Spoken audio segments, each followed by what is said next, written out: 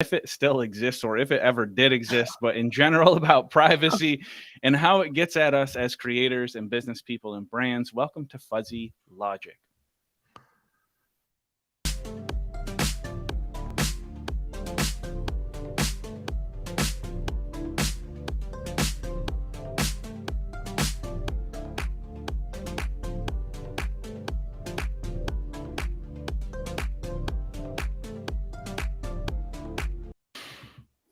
As always, shout out to Bree for that amazing intro. I love that intro. It's so cool with the music. Welcome, Gordon Firemark, the podcast lawyer, and Hello, Elsie hello. Escobar, the podcast pundit.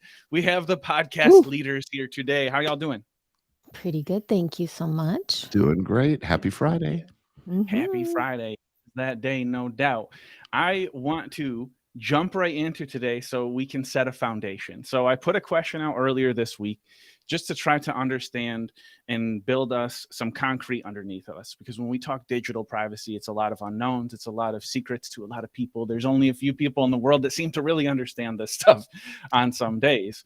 But the question that I threw out to everyone, and I'd love us to start there, is have you ever thought about or looked back upon a season of your life or a specific time in your life, whether it be work or home, where you thought somebody might have gone through your stuff, like your actual physical papers on your desk, your mail in your mailbox? Like back in the day, it was fun to hack people's Facebooks, and then it got creepy eventually, like when they left their phone out.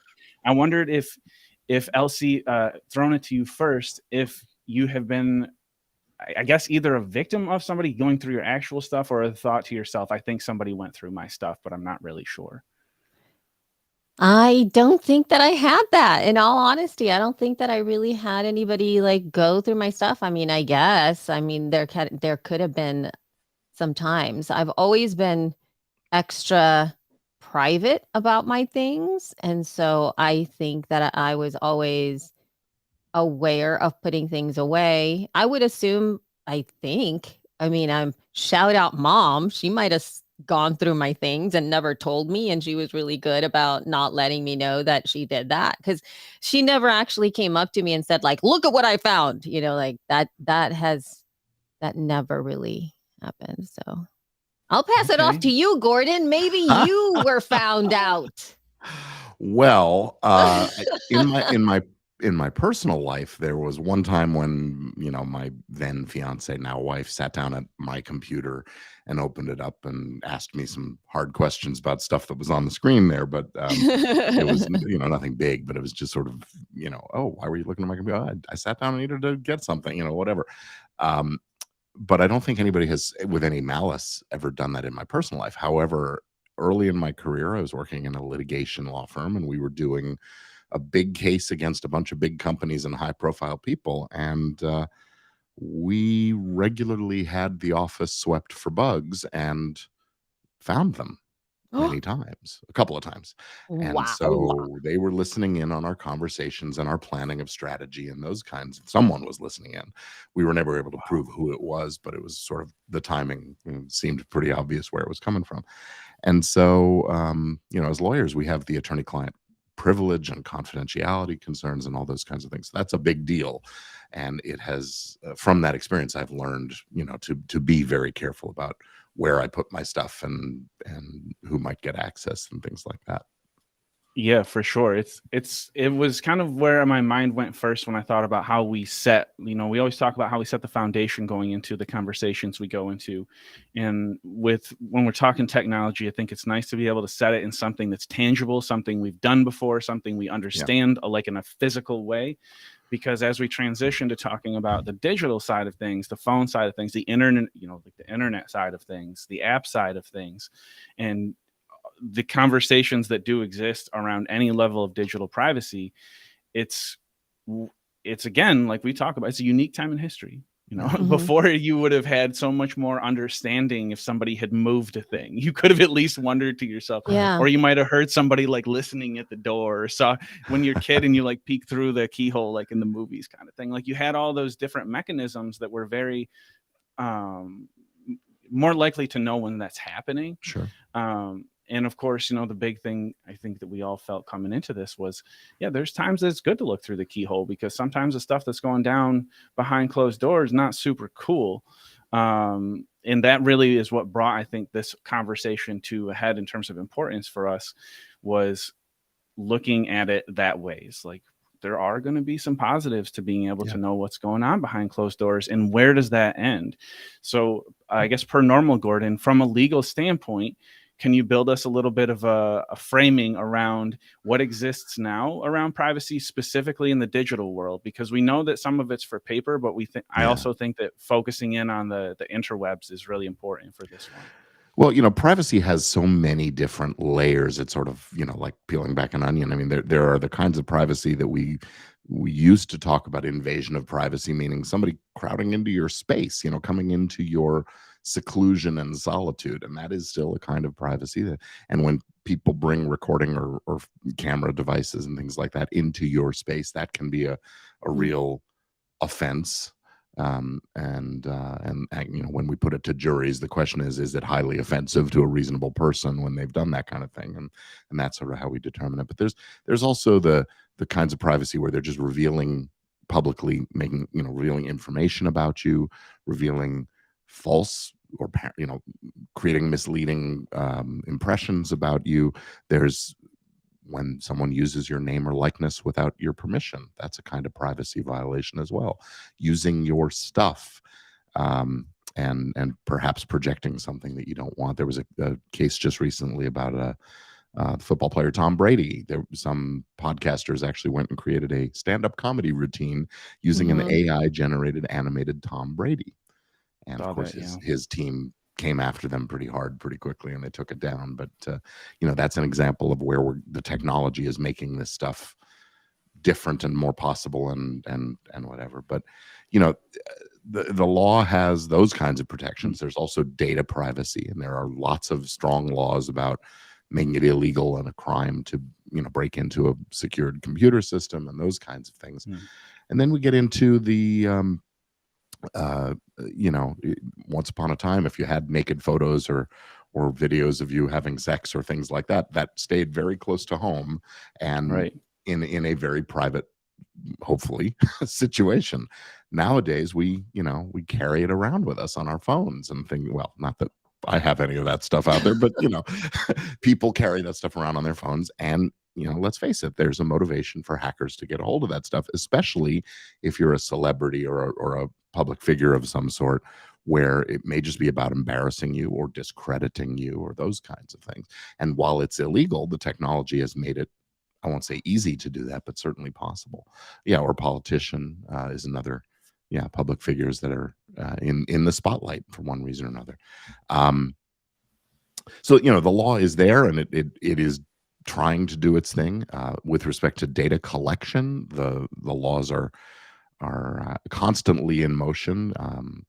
The U.S. seems to be trailing the EU on this a bit, in terms of what is allowed to be collected about whom, about minors in particular, those kinds of things. But we're catching up. We're doing our thing. California has a pretty strong privacy law for at least for larger companies that are doing online data collection, and I think a few other states are starting to implement similar things. So it's a work in progress. Yeah, no doubt. I appreciate you setting kind of that foundation there. Sure. As we switch over kind of the more social, cultural side of things, Elsie, I hear what Gordon is saying with the policies and things that are constantly evolving, and it sort of sparked a question in my head that I kind of throw your way first. But in terms of what you see for us as independent podcasters and creators, do you think that the current privacy environment has been helpful to small businesses and small creators, or generally hurtful to small creators and the business that we're in? Because I wonder if it boosts advertising enough that you would justify it, or if it's still too invasive for it to be really truly helpful to the average creator. Yeah, I'm not sure what you mean in terms of that. Can you clarify a little bit more what you mean, if Yeah, it's been helpful or hurtful? Yeah, so when we look across like the landscape of where we think we are in time, right? Because that's always like tough until you have time to look back on retrospect in a moment.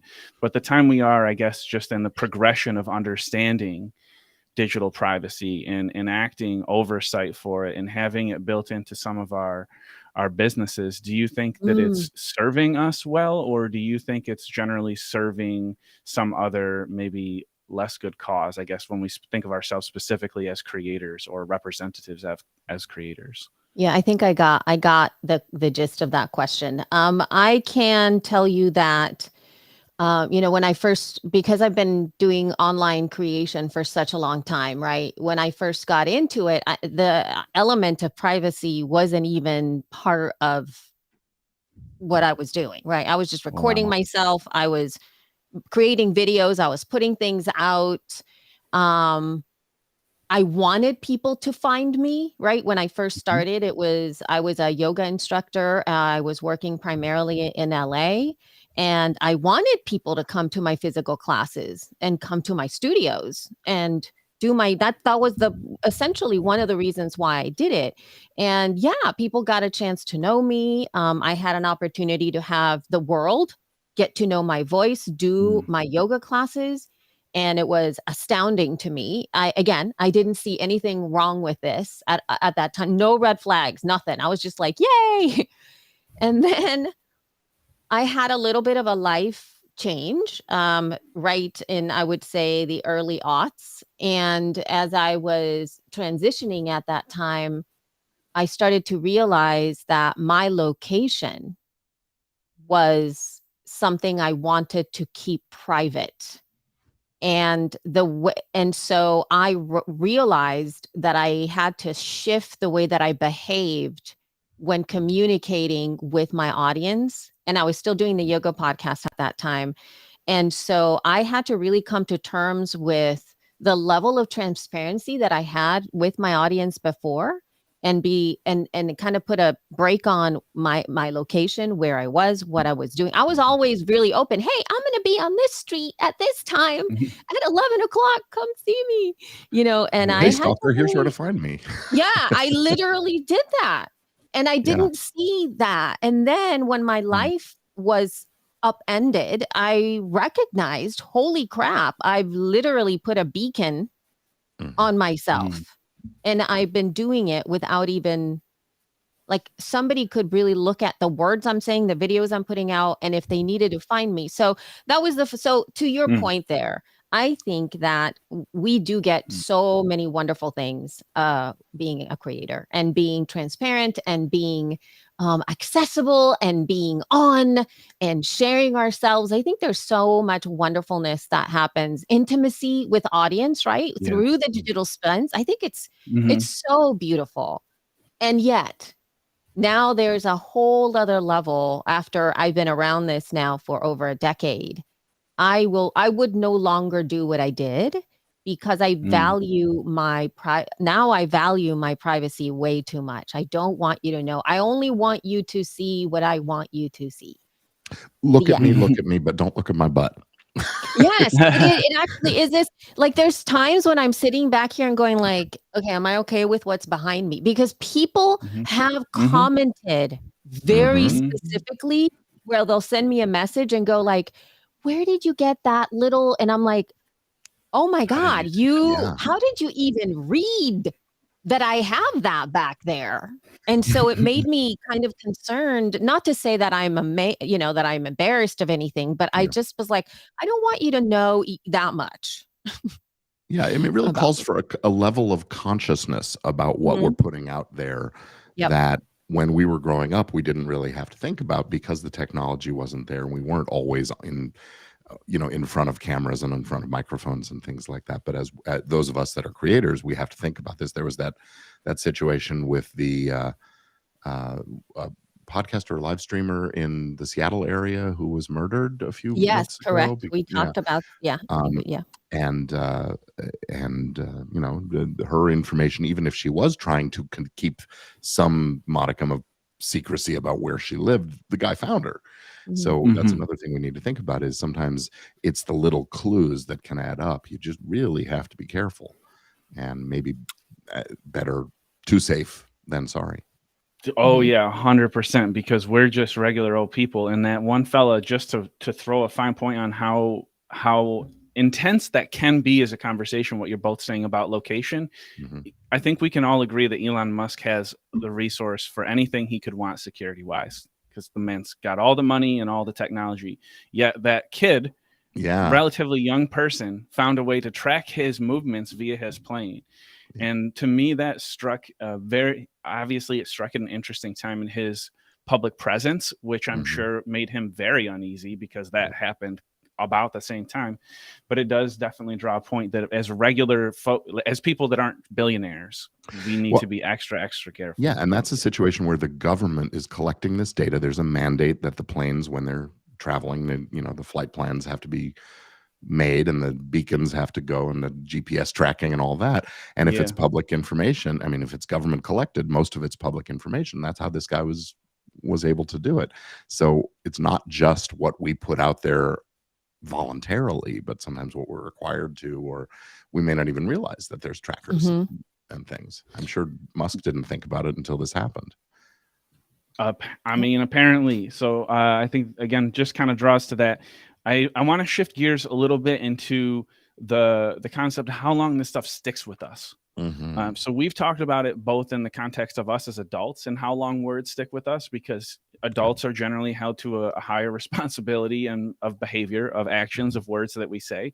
And we've seen that with a lot of people who get quote unquote canceled. Something is unveiled about their past, unless they're running for president, in which case it won't matter.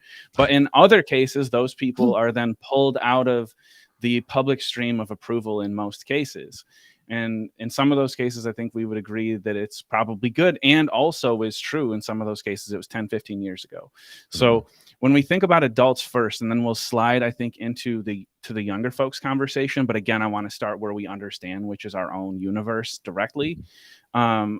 Is there a statute of limitations on F-ups, I guess is what I say. And I know, Elsie, this one, we've touched on this for people in your world too before, where some of their actions have followed them into realms where they were probably way overblown and unnecessary. Do you think from a social, cultural, ethical standpoint, there should be lines that we establish as a group, even if it was just us as a group, where we should no longer care about that historical record? Right. What's interesting is that I had a conversation very close to the one that we're having right now for my other show, which is She Podcasts. And we kind of talked about an article or an issue that came up with one of the actors on Beef, who had some things that he said on his podcast that were incredibly problematic. And that is using a very kind way to refer to the dialogue that he put out on that podcast. And so instead of kind of focusing on the vilification of his words, this happened in 2014 in this conversation. Jess and I were talking about it and said, like, when is it, right? When is it, like, do we have to hold them to the fire the whole time? Like, it was in 2014, and we got some feedback that I'm going to actually read to you now, which was from Julia Klein. And I think that Bree has her URL here, who really focused on she had a podcast prior that was really centering the Me Too movement, because the issue with the Beef guy had sexual assault things that he mentioned in it. And she had these really wonderful points. She said that it's not necessarily to say that people can change, but it's to ask a series of questions about whether they have changed. She said the first one is, has the harm stopped? And she said that was hands down the number one question to ask in these situations whenever these problems arise, especially because if the harm continues in any fashion, then you really have to bring consequences to the perpetrator of that time, right? So I think that that's applicable to many different things. The second thing is, does the perpetrator acknowledge that their actions caused harm? And whether or not that was their intent. So that's another thing that I think we can apply holistically to almost anything that we do, right? So if we can take responsibility for that. The number 3 one is, does the perpetrator take responsibility, not I'm sorry that you're so sensitive about this Mhm. thing, right? But I'm sorry that I did that. And, that's it. Pure responsibility for their actions. Then they have to say what are the actions that they've taken to change, what made you commit Mm. harm then, and how has it changed about you now. So there is that level of accountability. And there's only two more. Has something changed in their life, like overcoming addiction or getting a stable job or removing a toxic person from their life and whatever that has caused that change to become influent, in fact, because people sometimes cause harm when they're being harmed. So we have Yeah, to no doubt. recognize that. Lastly, are you walking your walk? Have the perpetrator's actions, not just the words, in time since the incident taken place, demonstrated that they have in fact changed. So I Mm. think that that's a social, cultural way that we can approach those discussions versus just saying like, they'll never, be open. We will never deal with those people again. But if you really Mm. see that transformation, it's social in a social nature. I think that it's worth it. Now, legally, to throw it over to Gordon, I do feel that there's another layer to that conversation because as Mm. people, we can all abide by those rules or or, Mhm. or talking points. But I think legally, there's another layer to the mix. Well, there are lots of layers and lots of. I should say it's a question of degree. Right. Both the That's also degree to true. which the person who has allegedly done this or said this thing has changed or recanted or apologized and all of the above, but also the degree of the offense itself. You know, the law has statutes of limitations, different lengths of time for different kinds of crimes and different kinds of civil claims based on what the claim involves. How long are you allowed to? How long is the government allowed to continue to prosecute, or is a civil claim allowed to happen? After a few years, um, the opportunity to sue can go away if you don't take action quickly. And sometimes there's variations on when did you learn of the problem and those kinds of things. But fundamentally, murder, there's no statute of limitations. Rape, I don't think there's a statute of limitations. Arson, no statute of limitations. But the statute of limitations on speeding is a year. So Mm. it's just it Mm. depends. And as society, I think what we sometimes lose sight of is that we've decided in the law to let people off the hook after a while, presumably because the harm has ended and there's no ongoing continuing problem, and people hopefully have learned a lesson or whatever.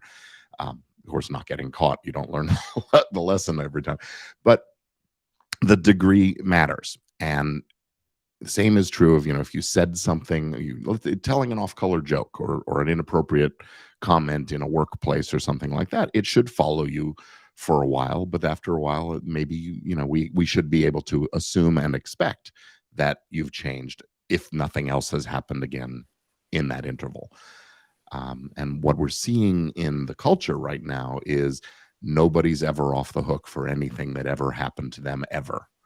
And maybe the exception is, if something a 7-year-old said or did something, we give them a pass because they didn't know, they couldn't have known, they should have grown up and learned.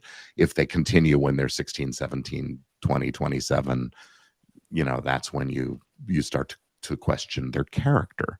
And that's often what these objections relate to, is character. And even in the Mm. law, character evidence isn't usually admissible in about a witness unless they've called it into question about they're always truthful or those kinds of things. So I think we need to be more mindful that we change as we grow, as we age. And the real question is, have we changed, as Elsie was saying? So Yeah, yeah. I think that that's really critical, is asking the question. It's not Yep. giving a free pass, I think, is critical, because making the assumption, I think, in fairness, is probably what we have tried to do for generations and done it extraordinarily ineffectively. So and character also is relevant in different contexts in different yeah. ways.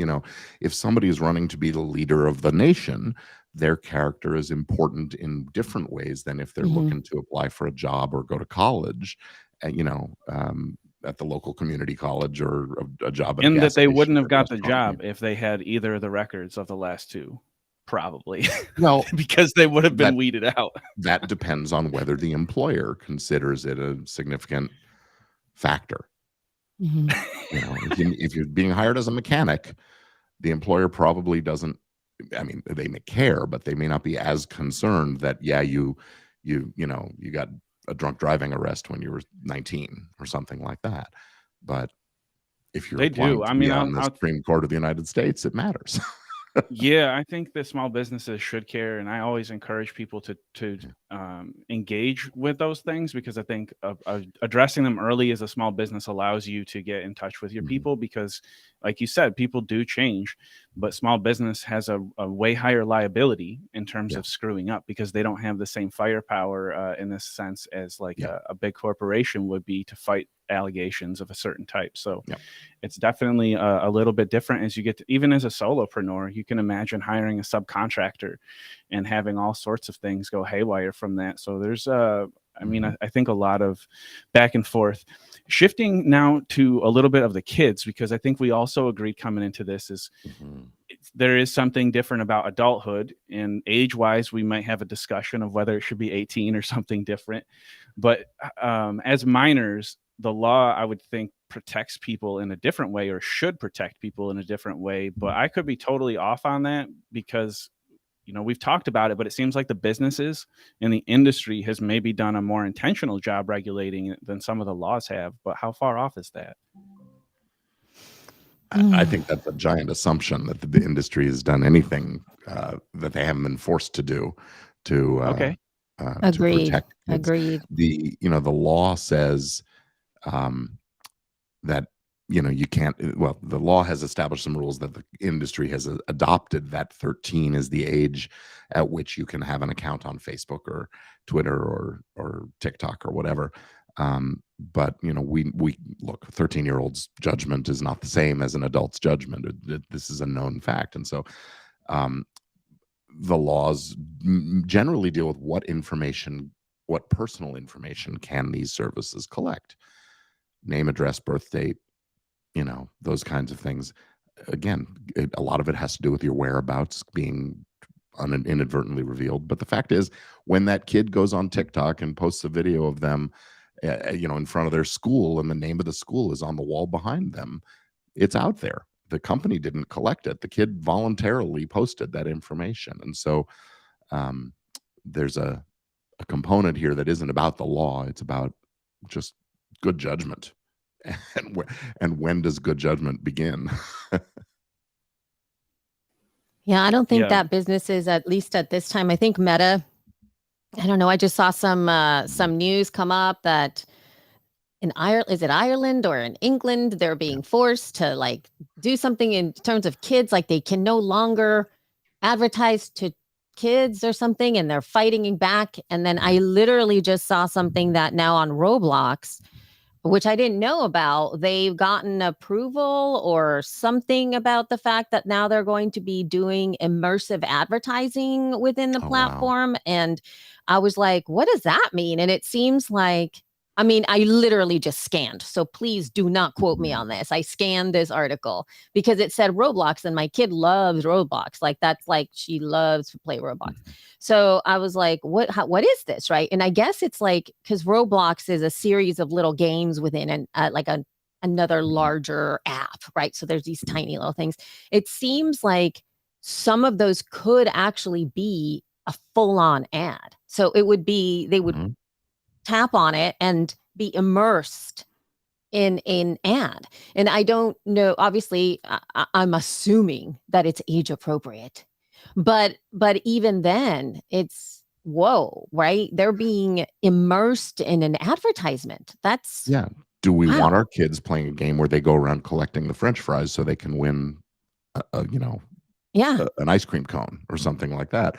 And it turns out that that's McDonald's or whoever, putting that in front of them with colors and logos and designs and stuff that Mhm.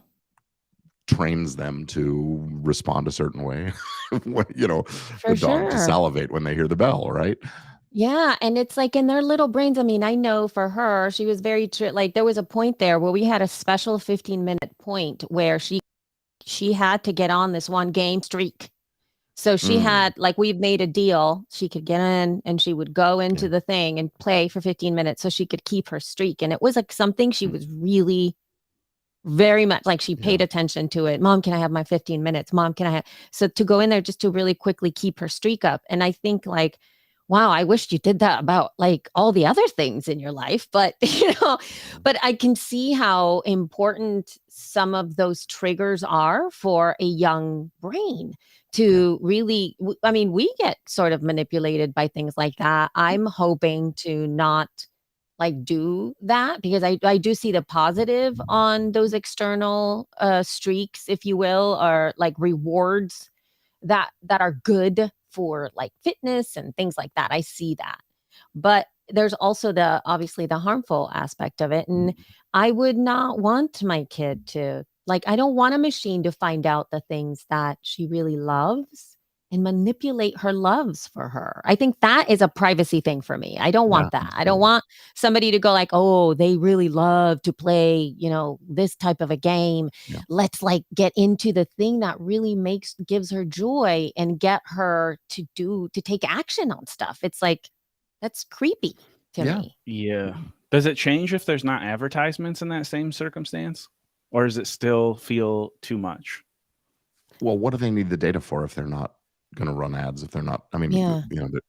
the money motivation is the reason that they're collecting this stuff. If they don't have a way of making money from it, they won't bother. Yeah, and I So, know that I've spent a lot of money already, Trevor. Let's just put it this way. When she wants to, because there's money exchanged, not real Oh, money, but goodness. she's like, there's Robux. I always say that the wrong word, Robux. So in order to buy things, obviously you play for things and you get stuff. But if mhm, you Mhm. if you don't have enough time to play or you want that special thing, you have to buy it or exchange it with another player. mhm, And so she really only wants Robux for her birthday. She doesn't want physical mhm. things. She wants that. And I just sit there and go, Wow. "Whoa, okay." So she loves to play those games. And there's Mm, also, I think, in terms of the privacy aspects for setting up her account and doing all of these things, I actually was very impressed by the level of blocks that are set up mhm. for Mm. roadblocks. They know that they're young kids on this platform. Yeah. And so there's actually a lot. I was kind of like, really? You want me to do that? I mean, it's like it really incorporates the Mhm. parent. They can't do anything. They can't change Right. like there's a lot of security things that are Mm. set up. So they can't pretend to be another person. They can't change their birthday. They have to have approval. I mean, there's like so many things. A lot of that is So new, and that's response to Yeah. some problems that they've had in the past few years. So Okay. I'm glad to hear that that to a parent it feels like it's more secure and safe than it used to be. Because yeah. I've heard the contrary about Roblox in Yeah, particular years ago. absolutely. And Yeah. that's what I was Mm. afraid of too, but when she was asking me to do stuff, I was like, "What?" Because there's also Mm, no way to talk. Like I go, yeah. "Why can't give them your email address or like you can't do that like at Right. all. You can't say Yeah. where you're from. You can't Mhm. write numbers. You can't write email. It literally blocks it out. You can't do it. You Yeah. physically cannot. Yeah. So, We should bring this back to and circle back yep. to the content creation Yes. end of things a bit, and talk about what we as content creators are putting out to the world. I think because one of the big challenges is we want to be seen. We need it's that look at me, don't look at my Mhm. butt thing I was Mhm. Yeah. joking about earlier. We want to be seen, and we need to be thoughtful about how we do that. There's value in being seen, but um, we have to then be okay with sometimes the things that we don't want seen also showing. I don't know how do you Mhm. guys feel about all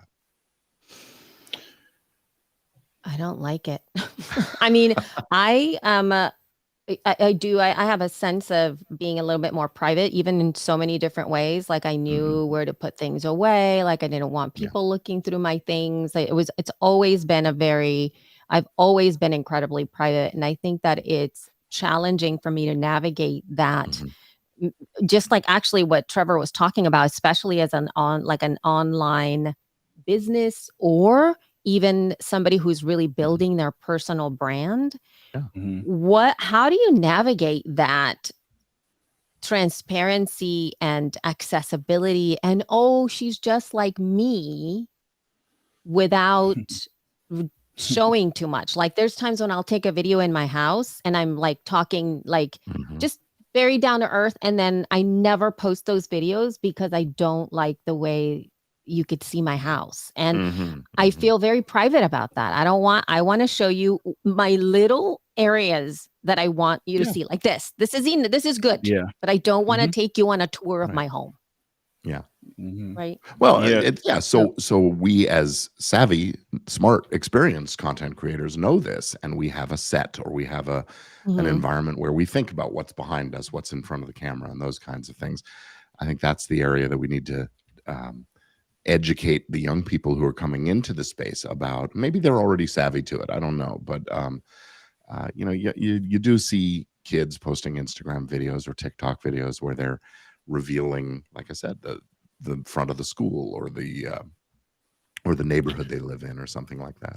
It can be Yeah, troublesome. We have dating to apps, train.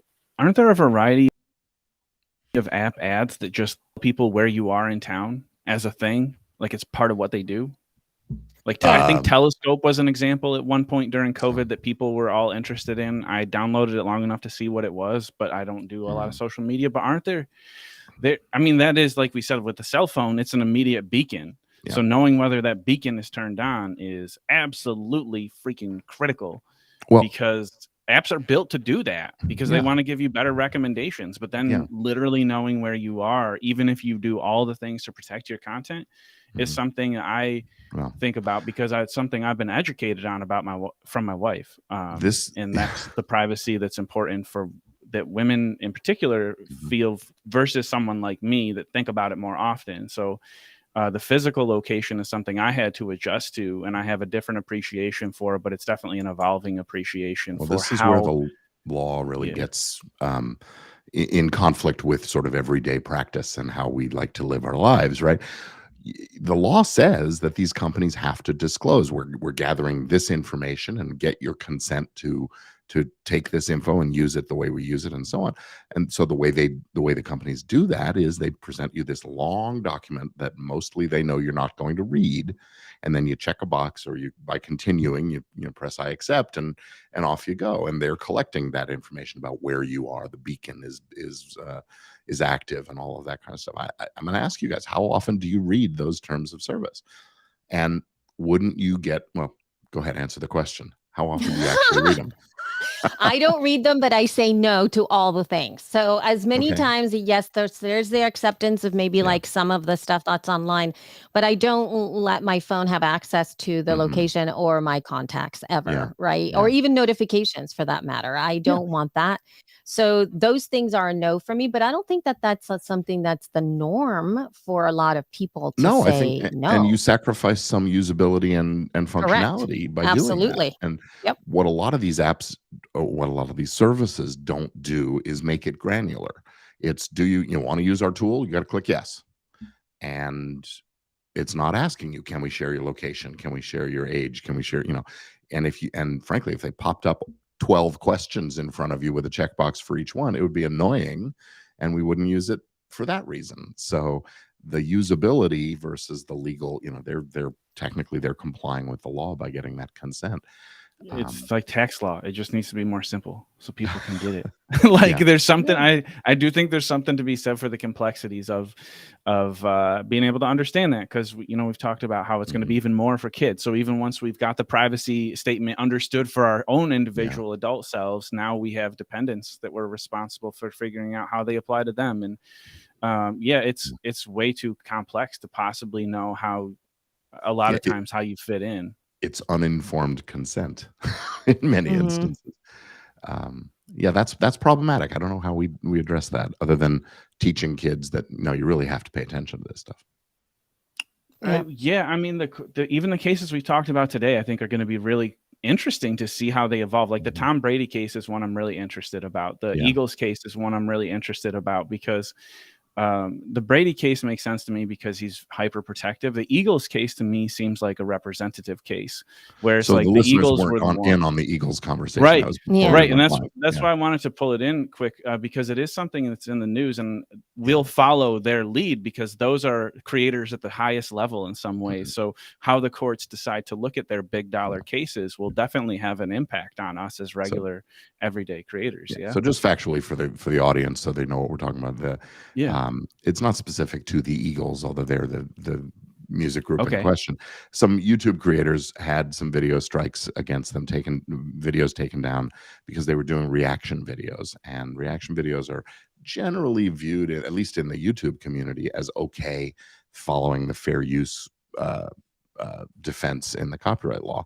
I have my questions about whether it actually would pass muster if it went to court, but in this instance, a couple of their videos were Eagles songs that they were reacting to, and they were taken down, and they were sort of wondering, what do we do about it? And it raises interesting questions. At what point does well, this is copyright law. The Eagles want to control how their songs are used, and Hmm. we come into conflict with other creators wanting to create stuff that's transformative in things.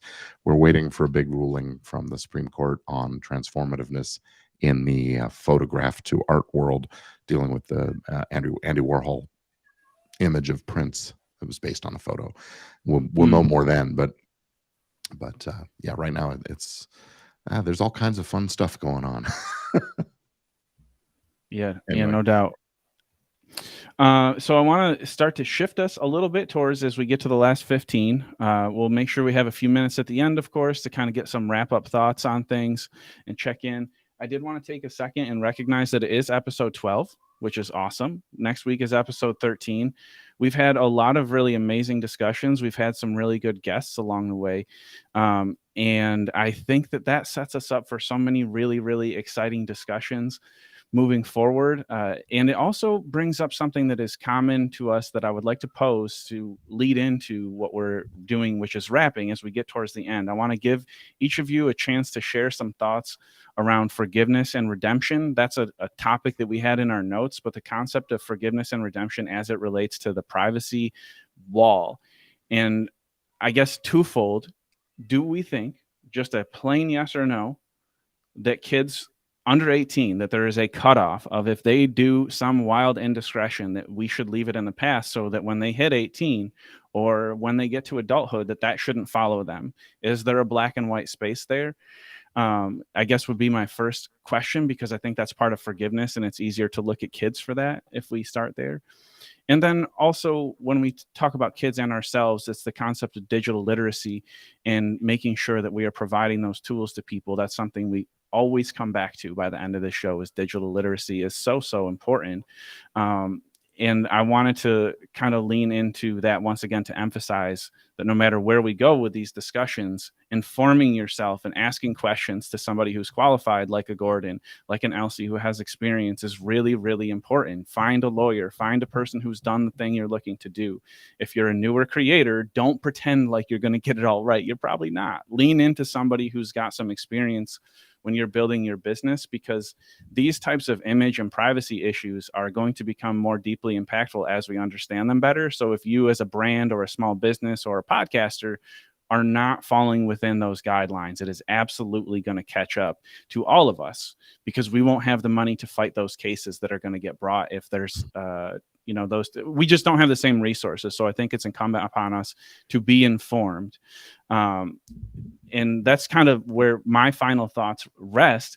I want to pop it, Gordon, to you and then over to Elsie as we kind of close out here in the last, I know we have a little time, but I want to give this enough flexibility to really dig into the yes or no on that. And then digital literacy wise, how are we setting ourselves and our peers up for a better version of this? So yes, I think there should be a line, a point in time. I don't think that it's specific to a particular age. I think the degrees that I was talking about earlier come into play, and there are some things that 18-year-olds say and do that we should forgive, and there are some things that 14-year-olds say and do that we shouldn't forgive. So We have, well, I shouldn't say forgive. We should always forgive, but forgiveness is not the same as excusing something. And there are going to be consequences. And I guess part of growing up and learning is that understanding that there are consequences. Some of them will follow you for a very, very long time. And, I'm willing to give a very young child a break that I wouldn't give a 15-year-old. Okay. Yep. I think that there needs to be a protocol set for age, as in the same way that Gordon was saying, there are degrees, but I do feel that there is an element of, if the little human is below a certain age, it sort of triggers these type of check marks to be able to delineate in the same way that we were talking about before, asking certain questions, because sometimes that behavior could be influenced by, something happening. Maybe there's somebody in their life that is abusing them in some way. There is coercive control. There are trauma responses. There is like just something going on. Maybe they're not neurotypical. Maybe they've got some mental health challenges that they're going through at that time. Something that is causing, there's that X factor, right, for behavior. So that we need to look at the holistic response of somebody to be able to really understand why, especially for a kid, why that behavior is happening at that time. And again, it's not necessarily as an excuse, as in like you get a pass because you have XYZ happening. It's more about being able to really put the context around it, have the appropriate whatever needs to happen to show that, consequences are coming your way, but it's reflective of the totality of the human, particularly of the younger humans that we have out there. I think that we're in a position now that we need to be addressing it deeper. And the law does have ways of addressing this scope of degrees and things like that. I mean, you have, in some situations, the law asks, were you capable of knowing that what you were going to do is wrong? And were you capable of governing your own behavior? And that question is question of capacity and sanity, really. And the same thing, if you use that test on a 5-year-old, they're all going to look like they're insane. So, but that's the point, is not capable of making those judgments in the way that we as a society expect. And so rather than punish, we educate or we divert. And I guess that's sort of where we're talking about. We need to be, in the culture, we need to be more open to those ideas that not everybody is capable of controlling their behavior at every age. Yeah, no doubt. Representation matters. We talked about that last week and it was awesome. So I'm excited to see how that can continue to help in the industries that are emerging, because emerging industries are new, which means that we get to have new faces and make new rules and do it however we want, because it didn't exist before. And so I'm excited to see, we had Teresa on last week, and I just can't stop thinking about how awesome and how much firepower she brought to that discussion. When you talk about leadership, and when you talk about how we protect kids, how we protect creators, leadership is just so paramount to that. And leadership takes saying hard stuff in hard places and continuing on discussions, which is something, mission wise, that I think continues to drive us here at Fuzzy Logic, hopefully, which is to keep conversations going that we think are going in other places, and sometimes to start conversations in a different way that maybe we haven't talked about before.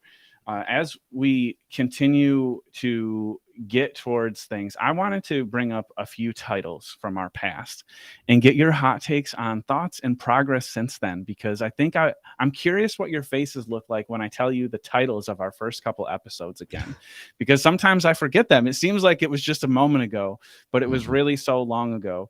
And I think I want to draw some point to it because of the importance of the discussions. So we were involved in them, but we didn't necessarily start them. And I think our involvement is important. The first episode we did together was called AI in the Creator Industry, Benefits and Drawbacks and the Importance of Dialogue. That was episode 1. What a difference 3 months makes. Oh my God. No. We can do it again. We could just put them on repeat. We'll Right. just have the same titles and just do a second season of the same topics. And I promise you, we will either be going around the same hamster wheel, like Yeah. we'll say it again and say it again, or else it's going to be like, oh my God, did Mhm. you Well, see it's that? already shifted. Think of this was in February, late February, Yeah. early March, I think that we launched that. Think about what we know now since early March going into June. Yeah. It's wild. So I thought that was kind of fun. The next one was deep fake technology, exploring misrepresentation. That was our second topic. That was before people were even imitating Donald Trump getting arrested. Yeah. Like that was Yeah. but then we saw it happen. It was so interesting how they just keep getting deeper. We have content transparency, the role of disclosures. That was a Mhm. really fun conversation that's also set a foundation for a lot of what we've talked about since then. Creating ethical and responsible podcast content. We have hit on some really amazing topics over the past 11 and a half weeks. Stealing others' content, reuses, remixes. That was Mhm. hobby to hustle, inclusion, accountability, and ethics in the tech industry.